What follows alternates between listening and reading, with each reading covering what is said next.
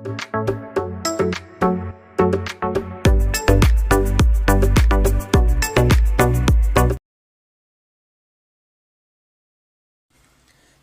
ഏവർക്കും study Nifty മലയാളത്തിൻ്റെ daily market ന്യൂസിലേക്ക് സ്വാഗതം.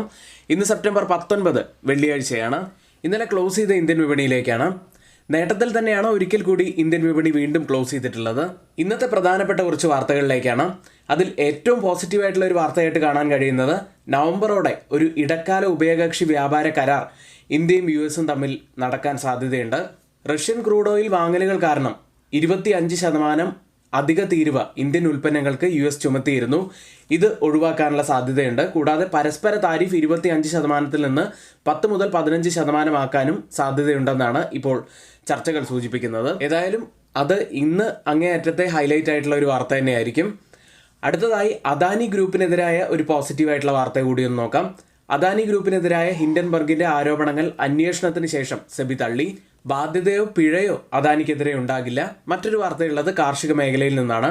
സർക്കാരിന്റെ ഭക്ഷ്യ സബ്സിഡി ബിൽ ബഡ്ജറ്റ് എസ്റ്റിമേറ്റായ 22,000 കോടി രൂപ കവിയും എന്നുള്ള ഒരു വാർത്ത വരുന്നു. ഇനി ഇന്ന് പുലർച്ചെ ക്ലോസ് ചെയ്ത US മാർക്കറ്റുകളിലേക്ക്. US ഫെഡറൽ റിസർവ് പലിശ നിരക്ക് 0.25% കുറച്ചതിനെ തുടർന്ന് വ്യാഴാഴ്ച വാൾസ്ട്രീറ്റ് റെക്കോർഡ് ഉയരത്തിലാണ് എത്തിയത്. നാസ്ഡാക്ക് ആണ് കൂടുതൽ നേട്ടമുണ്ടാക്കിയത്. 0.94% ഉയർന്നു. S&P 500 0.48% ഉയർന്നപ്പോൾ ഡൗ ജോൺസ് 0.27% നേട്ടത്തിലാണ് ക്ലോസ് ചെയ്യുന്നത്. ഇന്നലെ നല്ല മൂവ്മെന്റ് ഉണ്ടാക്കിയ സ്റ്റോക്കുകളിലേക്ക് വന്നാൽ ഇന്റലിൽ $5 ബില്യൺ നിക്ഷേപിക്കുമെന്ന് എൻവിഡിയ പ്രഖ്യാപിച്ചതിന് ശേഷം ഇന്റലിന്റെ ഓഹരി വില 22.8% ഉയർന്നത്. 1987 ശേഷമുള്ള ഏറ്റവും വലിയ ഒരു ദിവസത്തെ നേട്ടം തന്നെയായിരുന്നു ഇന്റലിൽ കണ്ടത്. US ലിസ്റ്റ് ചെയ്ത ഇന്ത്യൻ കമ്പനികളുടെ പ്രകടനം നോക്കുകയാണെങ്കിൽ ഇൻഫോസിസ് 0.62% ഇടിവാണ് ഉണ്ടാക്കിയത്. വിപ്രോ 0.69% ഇടിഞ്ഞു. ബാങ്കിങ് സൈഡിൽ ICICI ബാങ്ക് 1.66% ഇടിഞ്ഞപ്പോൾ HDFC ബാങ്ക് 0.97% ഇടിഞ്ഞത്. ഡോക്ടർ റെഡ്ഡി 0.20% ഇടിഞ്ഞു. യൂറോപ്യൻ വിപണി പോസിറ്റീവിൽ തന്നെയാണ് ഇന്നലെ ക്ലോസ് ചെയ്തിട്ടുള്ളത്. ബാങ്ക് ഓഫ് ഇംഗ്ലണ്ടിന്റെ ഇൻട്രസ്റ്റ് റേറ്റ് ഡിസിഷൻ തന്നെയാണ് ഫോക്കസിലുള്ളത്. ഇപ്പോൾ ട്രേഡിംഗ് നടക്കുന്ന US ഫ്യൂച്ചേഴ്സ് പോസിറ്റീവിലാണ്. ക്രിപ്റ്റോ കറൻസിയിലേക്ക് വന്നാൽ ബിറ്റ്കോയിൻ $1,17,000 ട്രേഡ് ചെയ്യുന്നത്. ഇപ്പോൾ 1.5% പോസിറ്റീവിലാണുള്ളത്. ഗോൾഡ് പ്രൈസുകളിൽ സ്പോട്ട് ഗോൾഡിൽ 0.4% ഇടിവാണ് ഇന്നലെ ഉണ്ടായത്.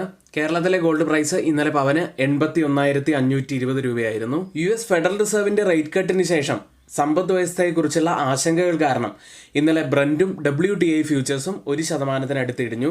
ഇപ്പോൾ ട്രേഡിംഗ് ആരംഭിച്ചിരിക്കുന്ന ബ്രന്റ് ഫ്യൂച്ചേഴ്സ് 0.06% ഇടിവിലും WTI 0.11% ഇടിവിലുമാണ് ട്രേഡ് ചെയ്യുന്നത്. ഇന്നത്തെ കുറച്ച് കീ ഹൈലൈറ്റ്സ് ആണ് നമ്മളിവിടെ ഷെയർ ചെയ്തിരിക്കുന്നത്. മറ്റൊരു കാര്യമുള്ളത്, ആർക്കെങ്കിലും നമ്മുടെ പെയ്ഡ് എഡ്യൂക്കേഷൻ ടെലഗ്രാം ചാനലിൽ ജോയിൻ ചെയ്യാൻ താല്പര്യമുണ്ടെങ്കിൽ തൊട്ടുമുകളിൽ നമ്മളിവിടെ ഒരു വാട്സപ്പ് നമ്പർ നൽകിയിട്ടുണ്ട്. ആ നമ്പറിൽ മെസ്സേജ് അയച്ച് നിങ്ങൾക്ക് ജോയിൻ ചെയ്യാവുന്നതാണ്. 55% ഡിസ്കൗണ്ടോട് കൂടി 3 മാസത്തേക്ക് വെറും 1,299 രൂപ മാത്രമാണ് ഫീസായിട്ട് വരുന്നത്. ഇന്നത്തെ മുഖ്യമായിട്ടുള്ള ഒരു വാർത്തയിലേക്ക് വരാം. നവംബറോട് കൂടി ഒരു ഇടക്കാല ഉഭയകക്ഷി വ്യാപാര കരാർ ഉണ്ടാകുമെന്ന് ഇന്ത്യയും US പ്രതീക്ഷയിലാണ്. 8 മുതൽ 10 ആഴ്ചയ്ക്കുള്ളിൽ ഇന്ത്യയും US തമ്മിൽ ഒരു ഉഭയകക്ഷി വ്യാപാര കരാർ ഉണ്ടാകും എന്ന് പറഞ്ഞത് മുഖ്യ സാമ്പത്തിക ഉപദേഷ്ടാവായിട്ടുള്ള V അനന്ത് നാഗേശ്വരനാണ്. നിലവിൽ US ഇന്ത്യൻ കയറ്റുമതിയുടെ 60%-ലധികവും 50% താരിഫാണ് നേരിടുന്നത്. US കയറ്റുമതിയിൽപ്പെടുന്ന വസ്ത്രങ്ങൾ, രത്നങ്ങൾ, ആഭരണങ്ങൾ, സമുദ്രോൽപ്പന്നങ്ങൾ എന്നിവയെല്ലാം ഈ ഒരു കാരണം കൊണ്ട് തന്നെ ബാധിക്കപ്പെടുന്നുണ്ട്. റഷ്യൻ ക്രൂഡ് ഓയിൽ വാങ്ങലുകൾ കാരണം ഏർപ്പെടുത്തിയ ഇന്ത്യൻ ഉൽപ്പന്നങ്ങൾക്ക് ചുമത്തിയ 25% അധിക തീരുവ കുറയ്ക്കുകയും കൂടാതെ പരസ്പര താരിഫ് 25% നിന്ന് 10 മുതൽ 15% ആക്കി കുറയ്ക്കും എന്നുമാണ് ഇപ്പോൾ വാർത്തകൾ വരുന്നത്. ഏതായാലും ഈ വാർത്ത ഇന്ത്യയെ സംബന്ധിച്ച് വളരെ പോസിറ്റീവ് ആവാൻ സാധ്യതയുള്ള ഒരു വാർത്ത തന്നെയാണ്. ഇന്നത്തെ പ്രധാനപ്പെട്ട കുറച്ച് സ്റ്റോക്ക് ന്യൂസുകളിലേക്കാണ്. ആദ്യം വേദാന്ത. ആന്ധ്രാപ്രദേശിലെ ഒരു മാഗ്നീസ് ബ്ലോക്ക് അതിൻ്റെ ലേലക്കാരായി കമ്പനിയെ തിരഞ്ഞെടുത്തിരിക്കുന്നു. ജോൺ കോക്കറിൽ ഇന്ത്യ എന്ന കമ്പനിയാണ്. ജംഷഡ്പൂരിലെ ഒരു പിക്കിംഗ് ലൈനിനും ആസിഡ് റീജനറേഷൻ പ്ലാന്റിനുമായി ടാറ്റ സ്റ്റീലിൽ നിന്ന് ഒരു വലിയ ഓർഡർ കമ്പനിക്ക് ലഭിച്ചിരിക്കുന്നു. അടുത്തത് ടെക്സ്മാക് ഓയിൽ എന്ന കമ്പനിയാണ്. വാഗണുകൾക്കായി അൾട്രാടെക് സിമെന്റിൽ നിന്ന് 86.85 കോടി രൂപയുടെ ഓർഡർ കമ്പനിക്ക് ലഭിച്ചു. 2026 മാർച്ചോടെ ഇത് വിതരണം ചെയ്യും. അടുത്തത് മൊബിക്വിക്ക് എന്ന കമ്പനിയാണ്. ഒരു സാങ്കേതിക പ്രശ്നം കാരണം ഹരിയാനയിലെ വ്യാപാരികൾക്ക് തെറ്റായിട്ടുള്ള പേയ്മെന്റുകൾ ലഭിക്കുകയുണ്ടായി.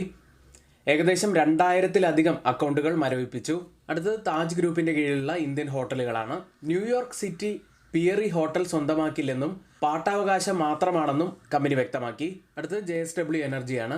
ടിഡോക് പവർ ജനറേഷന്റെ 100% ഓഹരികൾ 1,728 കോടി രൂപയ്ക്ക് കമ്പനിയുടെ സബ്സിഡറി വാങ്ങിയിരിക്കുന്നു. ഇനി ഇന്ന് F&A സെഗ്മെന്റിൽ ബാനായ stock HFCL, Angel One, RBL bank തുടങ്ങിയവയാണ്. ഇന്ന് ഒരുപാട് കമ്പനികളുടെ എക്സ് ഡിവിഡൻഡ് ഡേറ്റ് പുറത്തു വരുന്ന ഒരു ദിവസം കൂടിയാണ്. അപ്പോൾ ആ ഡീറ്റെയിൽ ആയിട്ടുള്ള ലിസ്റ്റ് നമ്മൾ നമ്മുടെ ടെലഗ്രാം, വാട്സപ്പ് ഗ്രൂപ്പുകളിൽ കൊടുക്കുന്നതാണ്. ഇനി മറ്റൊരു കാര്യമുള്ളത്, സ്റ്റുഡൻസിന് ആർക്കെങ്കിലും കൂടുതലായിട്ട് സ്റ്റോക്ക് മാർക്കറ്റിനെ കുറിച്ച് പഠിക്കണമെന്നുണ്ടെങ്കിൽ നിങ്ങൾക്ക് ഞങ്ങളുടെ ബിഗിനേഴ്സിനായിട്ടുള്ള സ്റ്റോക്ക് മാർക്കറ്റിന്റെ ബേസിക് കോഴ്സിൽ ജോയിൻ ചെയ്യാവുന്നതാണ്.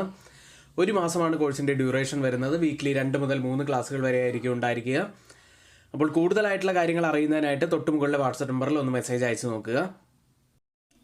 അടുത്തത് FIDA ആക്ടിവിറ്റിയാണ്. FIS 1125 കോടി രൂപയ്ക്ക് ആണ് ഇന്നലെ സെല്ല് ചെയ്തിരിക്കുന്നത്. അതായത് അവരുടെ സെല്ലിംഗ് കുറച്ചിട്ടുണ്ട് എന്ന് തന്നെയാണ് ഇത് സൂചിപ്പിക്കുന്നത്. DIs ആവട്ടെ 2294 കോടി രൂപയ്ക്ക് ബൈ ചെയ്തിരിക്കുന്നു. ഇപ്പോൾ ഓപ്പൺ ചെയ്തിരിക്കുന്ന ഏഷ്യൻ മാർക്കറ്റുകളിലേക്ക് ജപ്പാൻ മാർക്കറ്റ് നിക്കി 0.76% നേട്ടത്തിലാണ്. സിംഗപ്പൂർ മാർക്കറ്റ് 0.05% നേട്ടത്തിൽ ട്രേഡ് ചെയ്യുന്നു. ഗിഫ്റ്റ് നിഫ്റ്റി ഒരു മ്യൂട്ടർ അവസ്ഥയിലാണ്. തായ്വാൻ മാർക്കറ്റ് 0.30% ഇടിവിൽ. കോസ്പി മാർക്കറ്റ് 0.55% ഇടിവിലുമാണ് ഉള്ളത്. ഗിഫ്റ്റ് നിഫ്റ്റി ഇപ്പോൾ ട്രേഡ് ചെയ്യുന്നത് 25,469 എന്ന നിലയിൽ 45 പോയിന്റ്സ് ഇടിഞ്ഞാണ്. അതായത് ഇപ്പോഴത്തെ ഈ ഒരു നില വെച്ച് നിഫ്റ്റിയിൽ ഏകദേശം 40 പോയിന്റ്സിൻ്റെയൊക്കെ ഒരു ഗ്യാപ് ഡൗൺ ഓപ്പണിങ്ങിനാണ് സാധ്യതയുള്ളത്.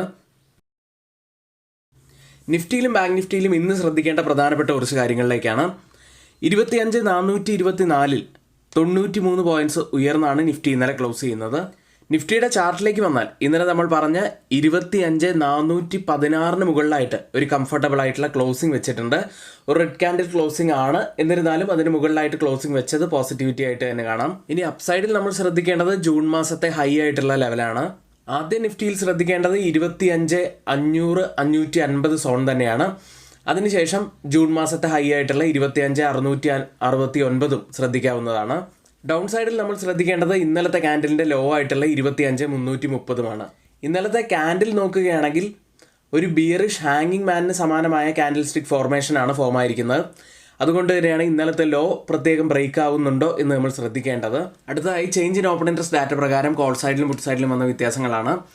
ആദ്യം 25,400 സ്ട്രൈക്കിൽ 187% വർധനവ് പുട്ട് സൈഡിൽ കാണാം. ലോങ് ബിൽഡപ്പ് ആണ്.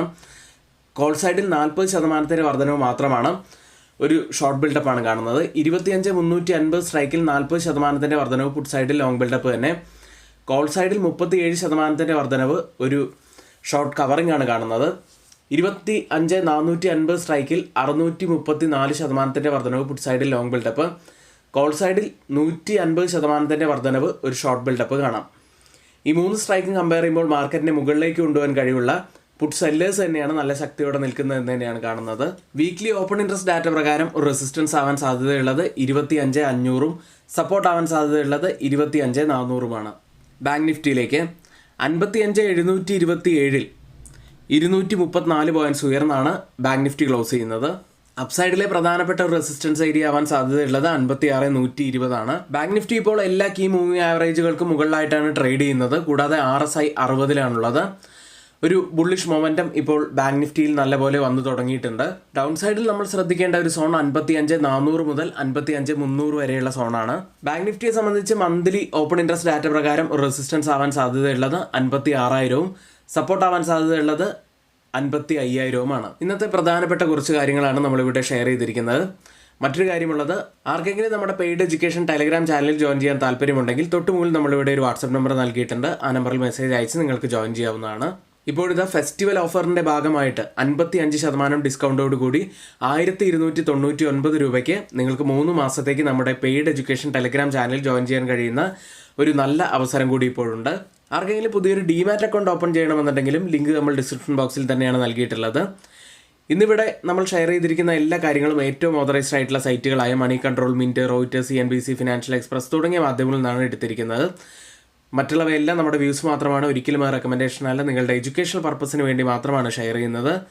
എങ്കിൽ ഇന്നത്തെ ഈ വീഡിയോ ഇവിടെ പൂർത്തിയാവുന്നു. ഏവർക്കും നന്ദി.